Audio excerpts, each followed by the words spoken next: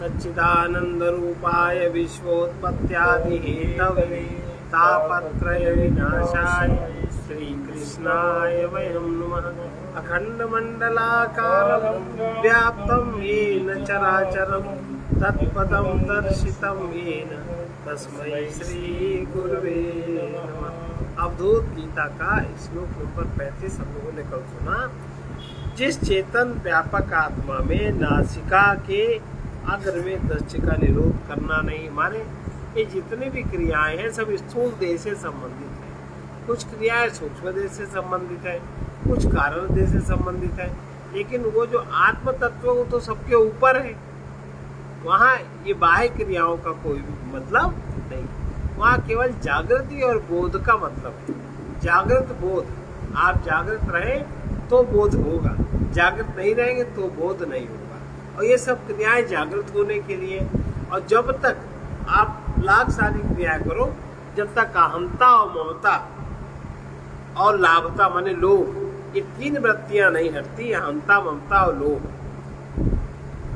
तब तक तुम चाहे जितनी क्रियाएं करो ना वो एनर्जी कलेक्ट होती है और ना ऊपर के चक्रों पर ठोकर लगती है, जो ऊपर के चक्र जागृत हो। सामान्य व्यक्ति बहिर्जगत की उसकी दृष्टि है बहिर्जगत में, तो बहिर्जगत के ही पीछे उसी में सारी उसकी दृष्टि रहती, चाहे तो इन क्रियाओं के उनके लिए कहा, इन क्रियाओं के करने से कुछ नहीं होता। जिनकी अहंता ममता लोभता ये बहुत ही ज्यादा दृढ़ है, वो चाहे जो भी क्रियाएं करें, उन क्रियाओं का लाभ विशेष उसको नहीं मिलता। थोड़ा सा लाभ मिलता है, शरीर थोड़ा स्वस्थ हो जाएगा, मन थोड़ा स्थिर हो जाएगा। इसके अलावा आध्यात्मिक लाभ उन लोगों को नहीं मिलता जिनमें अहंता ममता और लोभत्व की वृत्ति बहुत ही दृढ़ है, अज्ञान बहुत ही दृढ़ है। तो ये कह रहे हैं जिस चेतन व्यापक आत्मा में नासिका के अग्र में निरोध नहीं करना, क्योंकि नासिका उसमें है ही नहीं, क्योंकि आत्मा के नासिक आदि नहीं है, तो निरोध कैसे बनता है? बिल्कुल नहीं बनता। और फिर बोध अर्थात ज्ञान वाला भी नहीं है, वहाँ कोई पदार्थ नहीं जिसका ज्ञान करना है, क्योंकि वो स्वयं ज्ञान स्वरूप है। उसके ज्ञान स्वरूप होने के कारण सब जगह ज्ञान की रश्मियां दिख रही हैं। और अज्ञान वाला भी नहीं है, क्योंकि प्रकाश स्वरूप आत्मा में तम रूप अज्ञान रह सकता ही नहीं। फिर उसमें कितने करोड़ नाड़ियां? 76 72 करोड़ नाड़ियों का प्रचार बने, क्योंकि नाड़ी का तंत्र स्थूल शरीर का संबंध है। स्थूल और सूक्ष्म देह का संबंध नाड़ियों से जो होता है उसकी वहाँ जरूरत नहीं है, क्योंकि नाड़ियों का प्रचार शरीर में होता है और वो शरीर है नहीं, वो शरीर से भिन्न है, शरीर उससे प्रकाशित है। उसी नित्य आत्मा में जब उस नित्य आत्मा का बोध विद्वान को जागृत हो जाता है अंदर से, जब वो जागरूक हो जाता है, सावधान हो जाता है, और जब उसमें अहंता ममता लोभता इन तीनों की दृढ़ता नहीं रहती, समर्पण हो जाता है, तब उसका फिर जन्म प्राप्त नहीं होता। नानात्वमेकत्व मुभत्वमन्यता, नानात्वमेकत्वमुभत्वमन्यता, अणुत्व दीर्घत्व महत्व शून्यता, अणुत्व दीर्घत्व महत्व शून्यता, मानत्वमेयत्व समत्व वर्जितम्, मानत्वमेयत्व समत्व वर्जितम्, तमीशमात्मानमुपैति शाश्वतम्, तमीशमात्मानमुपैति शाश्वतम्, नानात्वमेकत्वमुभत्वमन्यता, नानात्वमेकत्वमुभत्वमन्यता, अणुत्व दीर्घत्व महत्व शून्यता, अणुत्व दीर्घत्व महत्व शून्यता, मानत्वमेयत्व समत्व वर्जितम्, मानत्वमेयत्व समत्व वर्जितम्, तमीशमात्मानमुपैति शाश्वतम्, तमीशमात्मानमुपैति शाश्वतम्। विद्वान किस ईशात्मा को, विद्वान किस ईशात्मा को प्राप्त होता है? ईश माने ईशान, माने जो विभु है, जो आत्मा माने जो सर्वत्र है, वो किस आत्मा को प्राप्त होता है? जो कि नित्य है, सारा अनित्य है, जिसमें प्रकाशित होता है।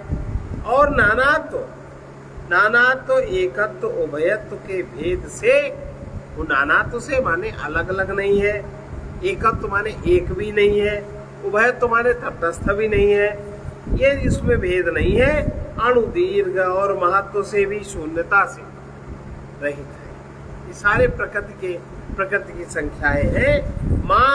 मान से रहित है, मेय और समत्व से भी वो रहित है, उसमें कुछ भी नहीं, शून्य भी उसमें नहीं है, शून्य का भी वो साक्षी है। दत्तात्रेय जी कहते हैं उस चेतन आत्मा में नाना रूप जगत भी वास्तव में नहीं है। जो हम लोग एकत्व तो वहां है जहां अनेकत्व है, अनेक ना रहे तो एक है, ये भी द्वंद्व है ना, दो है। क्योंकि नानात्व की अपेक्षा से एकत्व होता है। पहले नानात्व सिद्ध हो ले, तब फिर एकत्व सिद्ध होगा। तो ये भी द्वंद्व जगत का हिस्सा है। और जो एकत्व सिद्ध होता है तब नानात्व सिद्ध होता है। इस रीति से ये दोनों ही अन्योनाश्रित है, एक दूसरे पर आश्रित है। वो भी उसमें नहीं है, नानात्व नहीं है, तब एकत्व अर्थ से ही सिद्ध होता है। इस वास्ते नानात्व एकत्व दोनों उसमें नहीं है। जबकि वो दोनों जब नहीं है तो उभयत्व, उभय भी नहीं, बीच का हिस्सा वो भी नहीं है, वो भी उसमें नहीं है। और कोई दूसरा वास्तव में सत्य हो, ऐसा भी उसका भेद नहीं है। जिसलिए दूसरा नहीं है, उस वास्ते जब दूसरा नहीं है तो उसमें कोई भी भेद से रहित है। और मान लो प्रमाण में जो विषय है, संभाव है, वो भी आत्मा उससे रहित है। अणु ह्रस्व दीर्घ महत्व इन परिमाणों से भी वो रहित है। उसी ईश्वर आत्मा को ज्ञानवान निरंतर अनुभव करता, उसी में लय रहता है।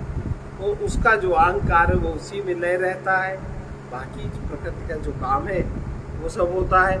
सुसंयमी वा यदि वा न संयमी, सुसंयमी वा यदि वा न संयमी, सुसंग्रही वा यदि वा न संग्रही, सुसंग्रही वा यदि वा न संग्रही, निष्कर्म को वा यदि वा सकर्मक, निष्कर्म को वा यदि वा समर्थ, तमीशमात्मानमुपैति शाश्वतम्, तमीशमात्मानमुपैति शाश्वतम्।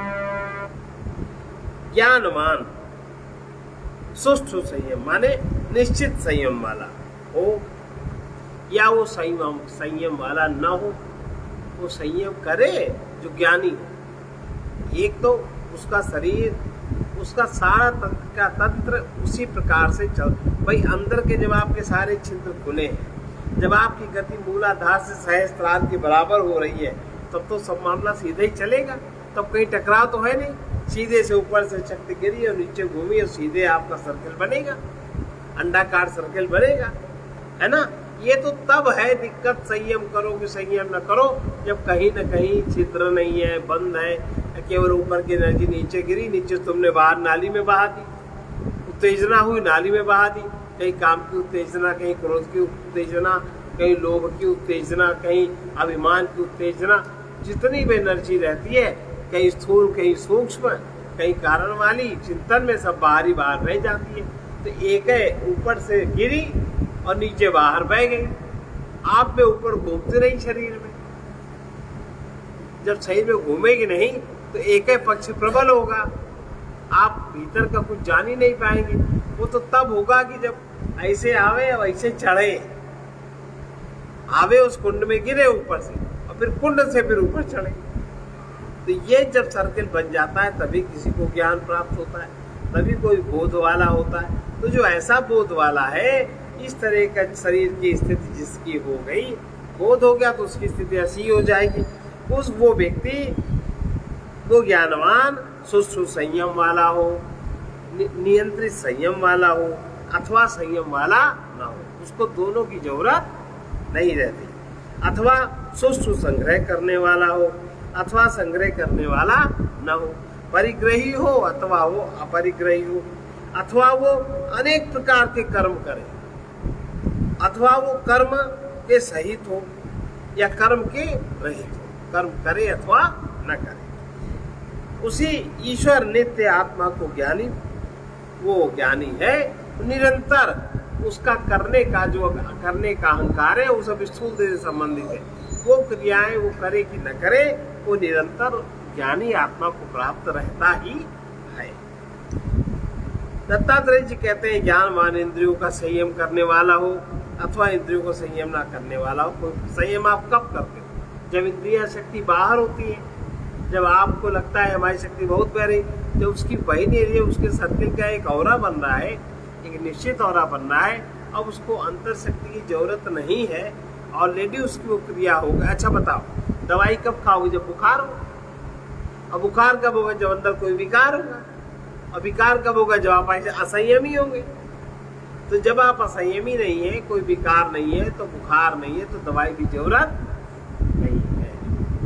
तो ज्ञानवान इंद्रियों का संयम करने वाला हो अथवा इंद्रियों का संयम करने वाला ना हो, किंतु विषयों का भोगने वाला हो अथवा पदार्थों का संग्रह करने वाला हो। यदि वो पदार्थों का संग्रह करने वाला ना भी हो, अनेक प्रकार के कर्म करे या कर्म ना भी करे, भाई कर्मियों का संग उसको मिल जाएगा तो कर्म करने लगेगा, कर्मियों का संग नहीं मिलेगा, उसमें तो कोई संकल्प है नहीं, तो कर्म नहीं करेगा। ये है, तो करे या न करे, तब भी वो उसी आत्मा नित्य आत्मा शाश्वत आत्मा को प्राप्त रहता है। बाह्य क्रियाओं से उसके अंतर्बोध में कोई भी अंतर नहीं पड़ता। मनो न बुद्धिर्न शरीरमिंद्रियम, मनो न बुद्धिर्न शरीरमिंद्रियम, तन्मात्र भूतानि न भूत पंचकम, तन्मात्र भूतानि न भूत पंचकम, अहं कृतिस्वापि विषयस्वरूपकम्, अहं कृतिस्वापि विषयस्वरूपकम्, तमीशमात्मानमुपैति शाश्वतम्, तमीशमात्मानमुपैति शाश्वतम्। मनो न बुद्धिर्न शरीरमिन्द्रियम्, मनो बुद्धिर्न शरीरमिन्द्रियम्, तन्मात्र भूतानि न भूत पंचकम्, तन्मात्र भूतानि न भूत पंचकम्, अहं कृतिस्वापि विषयस्वरूपकम्, अहं कृतिस्वापि विषयस्वरूपकम्, तमीशमात्मानमुपैति शाश्वतम्, तमीशमात्मानमुपैति। देखो, सामान्य रूप से भी आपका शरीर चाहे जिस किसी स्थिति में हो, आपका अहम बोध का लीन हो जाता है। अहम बोध तो रहता ही है। तो कहते हो शरीर बड़ा कमजोर है, हमें बड़ी कमजोरी लग रही है, शरीर बड़ा ताकतवर है, हमारे पास बहुत सारा धन है, हमारे पास अब धन नहीं रहा। ये सब बाहर की स्थितियां हैं, पर अहम बोध ज्यों का त्यों रहता है। जैसी भी घटना बाहर घटती है उसके सबके आप साक्षी होते हो, सब बातों को आप समझते हो। अब अगर अज्ञानी हो बहुत ही ज्यादा तो ना समझ पाओ, कहोगे हमें ऐसा हो रहा, हमें ऐसा। अगर थोड़ा सा सत्संग में गए हो तो ये विवेक जागृत हो जाता है कि आपका अहम बोध निरंतर जागृत रहने लगता है। मन और बुद्धि भी जिसके नहीं है, वो जो आत्मा है, न उसके मन है न उसके बुद्धि है।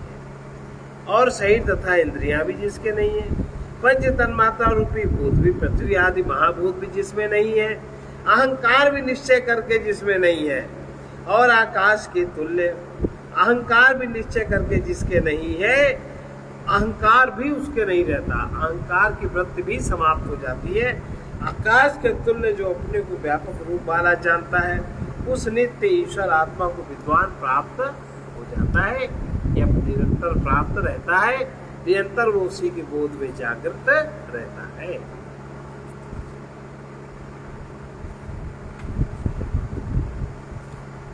जिसके मन बुद्धि नहीं है, शरीर इंद्रियां भी नहीं है, पृथ्वी जल तेज वायु आकाश गंध रस रूप रस स्पर्श शब्द अहंकार भी जिसका नहीं है, जो आकाश के समान व्यापक है, उस नित्य आत्मा को विद्वान प्राप्त रहता है। निरंतर वो उसका स्मरण उसी में रहता है, और उसका इतना स्मरण रहता है, वो उसका मन, बुद्धि, शरीर, तन, आसपास का वातावरण सब उससे आप्लावित रहता है। उसके पास जो कोई जाता है सद्य शांत हो जाता है। कितना भी अशांत व्यक्ति उसके पास जाए एकदम शांत, क्योंकि वो जिस स्थिति में है वो तुरंत उसकी परछाई उस पर पड़ जाती है। चाहे जैसा हो उसकी परछाई तुरंत उस पर पड़ जाती है। प्रसन्न कोई भी व्यक्ति तुरंत ऐसा हो जाता है। वो कुछ करता वरता नहीं, क्योंकि जहाँ जो रहता है वो उसी का उसके आसपास छाया रहती है। विधौ निरोधे परमात्मतां गते, विधौ निरोधे परमतां न योगिश्चेतसि भेद वर्जिते, न योगिनश्चेतसि भेद वर्जिते। शौचं वा शौचं मलिंग भावना, शौचं न वा शौचं मलिंग भावना। सर्वे विधेयं यदि वा निषिद्धे, सर्वे विधेयं यदि वा निषिद्धे। विधौ निरोधे परमतां गते, विधौ निरोधे परमात्मतां गते, विधौ निरोधे परमतां गते। न योगिनश्चेतसि भेदवर्जिते, न योगिनश्चेतसि भेदवर्जिते। शौचं न वा शौचमलिंग भावना, शौचं न वा शौचमलिंग भावना। सर्वे विधेयं यदि वा निषिद्धे, सर्वे विधेयं यदि वा। भेद वर्जिते, भेद से रहित परमात्मा को योगी के प्राप्त चित्त में, भेद से रहित परमात्मा को जब वो योगी अनुभव कर लेता है, चित्त के पीछे है ना चित्त में चेतना, उसके ऊपर चैतन्य। जब वो चैतन्य में उस चैतन्यता को प्राप्त हो जाता है योगी, तब उसके चित्त में, तब जो उसका चित्त है, विद्यो निषेध तो कर्मानुसार है, कर्म के बीज उसके सब समाप्त हो गए, तब तो चित्त को पार कर पाया। कर्म बीज समाप्त, जैसे यहाँ पर कोई पदार्थ पड़ा है, ऊंचे नीचे काटे, उसको पार करने में दिक्कत है। जब वो सब नहीं रहे तो आराम से चले जाओगे। तो ये परम चैतन्यता को, परम परमात्मा को जो उपलब्ध हो जाता है योगी, उसके चित्त में विधि और निरोध नहीं होते। ये करेंगे ये नहीं करेंगे, दोनों चीजें उसके में नहीं रहती। जो सामने आता है वही वो करता है। पवित्रता अथवा अपवित्रता भी नहीं होती। चिन्ह की लिंग अलिंग भावना, मैं स्त्री हूँ, पुरुष हूँ, नपुंसक हूँ, किसी भी प्रकार का चिन्ह का भाव उसमें नहीं होता। मैं बस हूँ। अथवा संपूर्ण विषय का भी निषेध हो जाता है।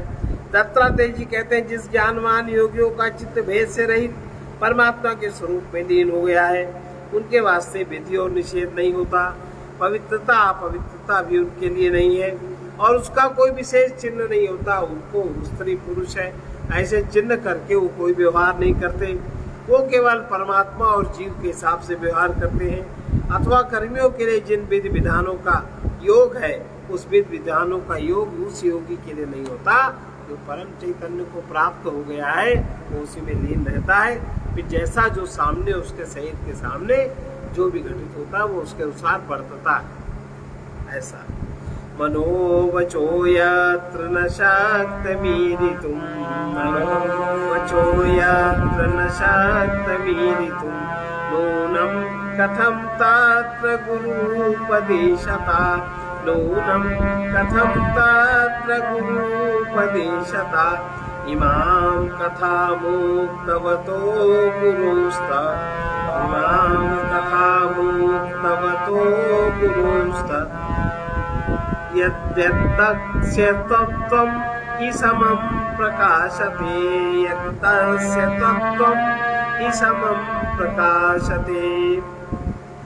ये जिस आत्मा में मन और वाणी कथन करने को समर्थ, जिस आत्मा का मन से वाणी से, मन से चिंतन नहीं हो सकता, मनन नहीं हो सकता, वाणी उसको कह नहीं सकती, चित्त भी उसका चिंतन नहीं कर सकता, निश्चय करके उसी आत्मा में गुरु और उपदेश व्यवहार कैसे बन सकता है? उस आत्मा में गुरु और उपदेश का व्यवहार नहीं बन सकता।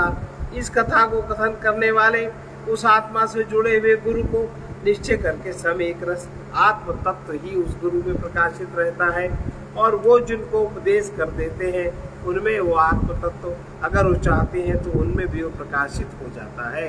दत्तात्रेय जी कहते हैं उस चेतन ब्रह्म को मनवाणी भी कथन करने को समर्थ नहीं होती, अतः वो चेतन आत्मा मनवाणी का विषय ही नहीं हो सकता, तो फिर गुरु के उपदेश की गम्यता भला कहाँ है।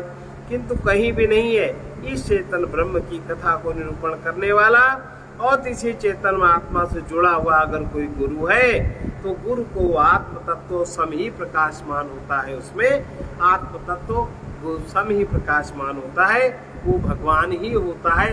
उसके साथ अगर उससे कुछ लाभ लेना है तो उसी प्रकार से व्यवहार बनाना चाहिए, नहीं तो उसका आप कोई लाभ नहीं उठा सकते। इत श्रीमद् अवधूत गीतायाम परमहंस सदा शिष्यत्व स्वामी परमानंद विरचित परमानंद टीका भाषा टीकायाम द्वितीयोऽध्यायः। कल से तृतीय प्रकृति का वर्णन, अभी तक ब्रह्म का वर्णन।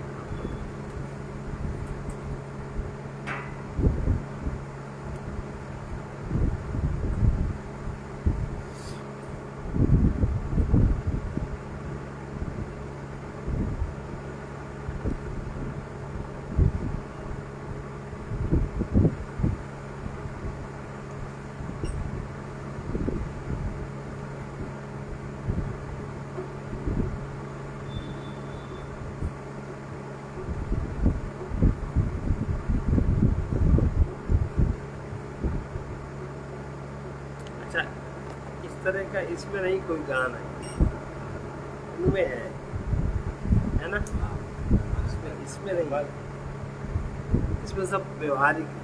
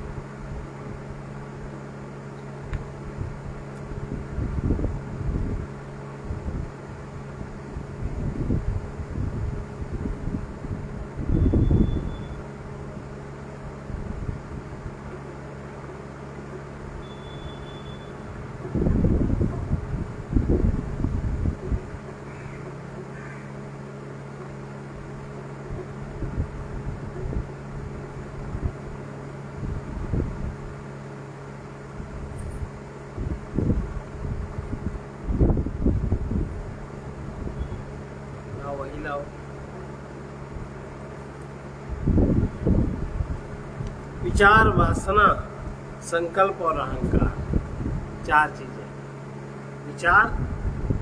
विचार होता है वासना के अनुसार, और वासना होती संकल्प के अनुसार, और संकल्प होता है अहंकार।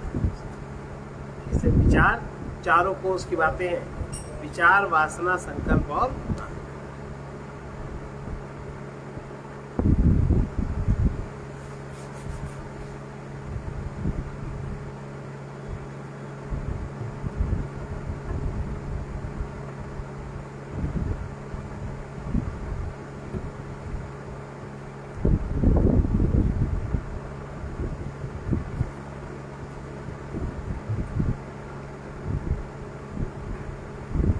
नहीं आते हो, नहीं आते हो, नहीं आते हो, नहीं आते हो, क्यों अपना रूप छिपाते हो, क्यों अपना रूप छिपाते हो, नहीं आते हो, नहीं आते हो, नहीं आते हो, नहीं आते हो, अपना रूप छिपाते हो, अपना रूप छिपाते हो। कितवल ढूंढन जाऊं तुमको, कितवल ढूंढन जाऊं तुमको, मार्ग कौन बतावे मुझको, मार्ग कौन बतावे, दिल का हाल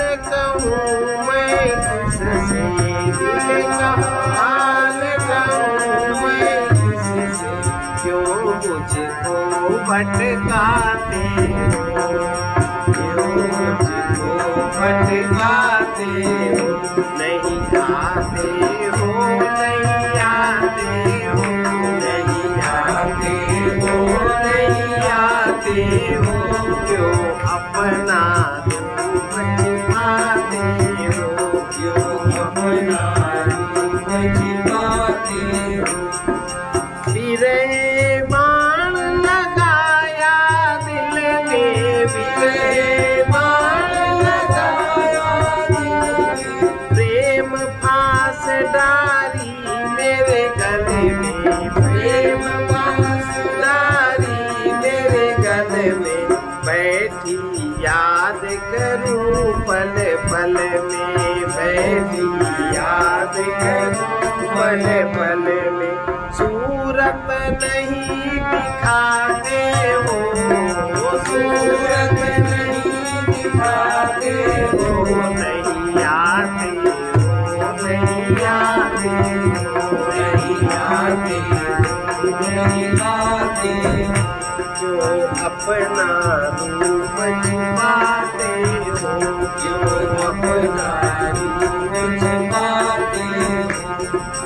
जिम जल बिन मछली है रानी, जिम जल बिन मछली है रानी, बिन दर्शन मैं फिरूं दीवानी, बिन दर्शन मैं फिरूं दीवानी, अब तो आकर मिल जा जानी, अब तो आकर मिल जा जानी, क्यों कर देर लगाते हो, क्यों कर देर लगाते हो, नहीं आते हो, नहीं आते हो, नहीं आते हो, नहीं आते हो, क्यों अपना रूप छिपाते हो, क्यों अपना रूप छिपाते हो।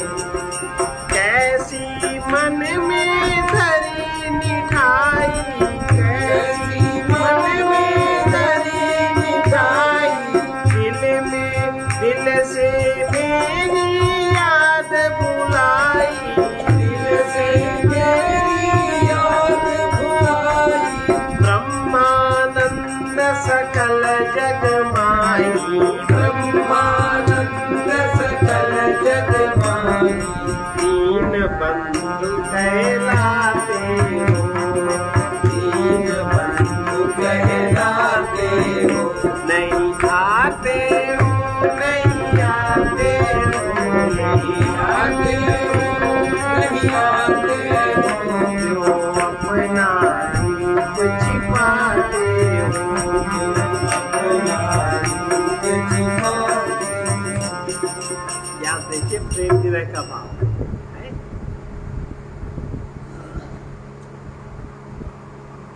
अब इसमें इन्होंने दूसरे प्रकार से गाया है ना, चेतन चमक नियारी साधो, चेतन चमक नियारी साधो, चेतन चमक नियारी, चेतन चमक नियारी, हाड़ मांस की देह बनी है, हाड़ मांस की देह बनी है, जामे लगी नव बारी दे, जामे लगी नव बारी दे, चेतन केवल बोलत चालत, चेतन केवल बोलत चालत, सुख दुख जानन हारी दे, सुख दुख जानन हारी दे, चेतन चमक नियारी साधो, चेतन चमक नियारी साधो, चेतन चमक नियारी दे, चेतन चमक नियारी दे, प्राण संग जब चेतन निकले, प्राण संग जब चेतन निकले, पड़े जमी पर भारी रे,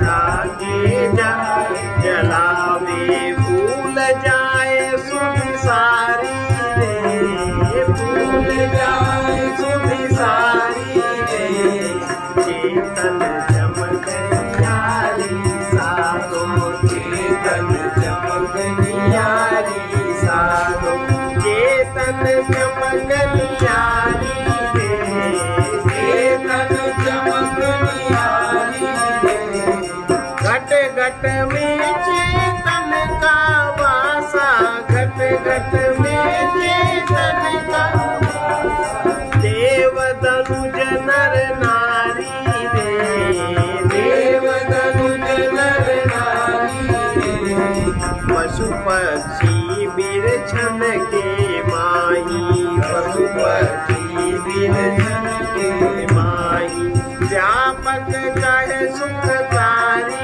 रे व्यापक है सुखकारी रे चेतन चमक न्यारी साधो चेतन चमक न्यारी साधो चेतन चमक न्यारी रे चेतन चमक न्यारी रे इस चेतन को ईश्वर जानो इस चेतन को ईश्वर जानो पार ब्रह्म अविकारी रे पार ब्रह्म अविकारी रे ब्रह्मानंद भेद सब छोड़ो ब्रह्मानंद भेद सब छोड़ो एक रूप निर्धारी रे एक रूप निर्धारी रे चेतन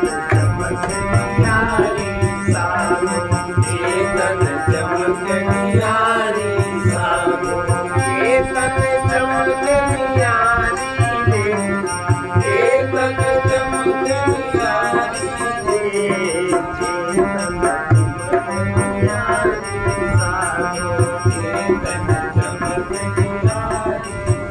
एक आश्चर्य है कि जड़ प्रकृति में जहाँ कहीं भी विकार हुआ वहीं से चेतन हटा छोड़ देता है ना। मन शरीर अगर अधिक विकारी हो गया हट गया मन अधिक विकारी हो गया मन को छोड़ दिया है ना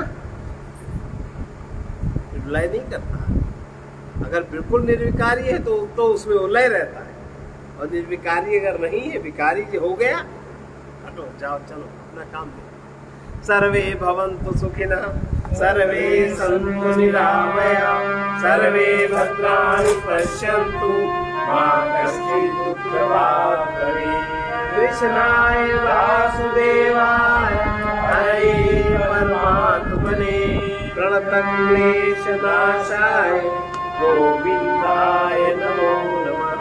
उग्रवीरमहाविष्णु ज्वलन्तं सर्वतोमुखं निसिंहं भीषणं भद्रं मृत्युर्नमाम्यहम् ॐ ह्रौं जूं सः ॐ भूर्भुवः स्वः ॐ त्र्यम्बकं यजामहे सुगन्धिं पुष्टिवर्धनम् उर्वारुकमिव बन्धनात् मृत्योर्मुक्षीयमामृतात् ॐ स्वः ॐ भुवः भूः ॐ सः असतो मा सद्गमय तमसो मा ज्योतिर्गमय मृत्योर्मामृतं गमय। अश्वत्थामो बलिर्व्यासो हनुमांश्च विभीषणः कृपा परशुरामश्च सप्तैताः चिरजीविनः चिरजीविनः सप्तैतान् संस्मरेत् नित्यम् सप्तैतान् संस्मरेत् नित्यम् मार्कण्डेयं तु यथाष्टमम् मार्कण्डेयं तु यथाष्टमम् शतवर्षाणि जीवेत शतवर्षाणि जीवेत अपमृत्युः विवर्जितः मृत्युः विवर्जितः अहिल्या द्रौपदी तारा अहिल्या द्रौपदी तारा कुन्ती मन्दोदरी तथा कुन्ती मन्दोदरी तथा पञ्चकन्या स्मरेत् नित्यम् पञ्चकन्या स्मरेत् नित्यम् महापातकनाशनम् महापातकनाशनम् अयोध्या मथुरा माया अयोध्या मथुरा माया काशी काञ्ची अवन्तिका काशी काञ्ची अवन्तिका पुरी द्वारावती चैव पुरी द्वारावती चैव सप्तैताः मोक्षदायिका सप्तैताः मोक्षदायिका गङ्गे च यमुने चैव गङ्गे च यमुने चैव गोदावरी सरस्वती गोदावरी सरस्वती नर्मदे सिन्धु कावेरी नर्मदे सिन्धु कावेरी जलेऽस्मिन् सन्निधिं कुरु जलेऽस्मिन् सन्निधिं नाम संकीर्तनं यस्य नाम संकीर्तनं यस्य सर्वपापप्रणाशनं सर्वपापप्रणाशनं प्रणामो दुःखशमनस्तं प्रणामो दुःखशमनस्तं नमामि हरिं परं नमामि हरिं परं पूर्णमदः पूर्णमिदं पूर्णात् पूर्णमुदच्यते पूर्णस्य पूर्णमादाय पूर्णमेवावशिष्यते। ओम शांति शांति शांति सर्वारिष्ट शांतिर्भवतु।